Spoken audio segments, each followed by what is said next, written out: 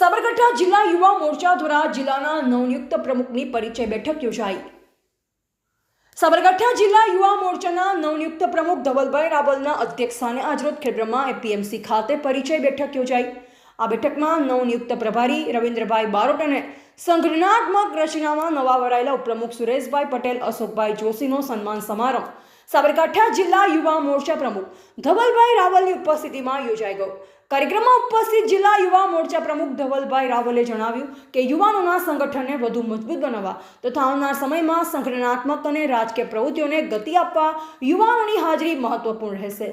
આ બેઠકમાં ખેડબ્રહ્મા શહેર સંગઠનના પ્રમુખ બ્રિજેશ બારોટ, તાલુકા સંગઠનના પ્રમુખ હિતેશભાઈ પટેલ, મહામંત્રીઓ, તાલુકા શહેર સંગઠનના હોદ્દેદારો, યુવા મોરચાના કાર્યકરો મોટી સંખ્યામાં ઉપસ્થિત રહ્યા અને કાર્યક્રમના અંતમાં એઆઈનો વિરોધ પ્રદર્શન રાહુલ ગાંધીના પુતળાનું દહન સરદાર ચોક ખાતે કરવામાં આવ્યું, જેમાં યુવા મોરચાના કાર્યકર્તાઓ, સંગઠનના સહ હોદ્દેદારો, ઉપપ્રમુખ હસમુખભાઈ પંચાલ, પૂર્વ નગરપાલિકા પ્રમુખ અરવિંદ ઠક્કર તેમજ વેપારીઓ મોટી સંખ્યામાં ઉપસ્થિત રહ્યા। રિપોર્ટર જયેશ ઠાકોર સાથે શૈલેષ પટેલ, જિલ્લા બ્યુરો ચીફ, સાબરકાંઠા।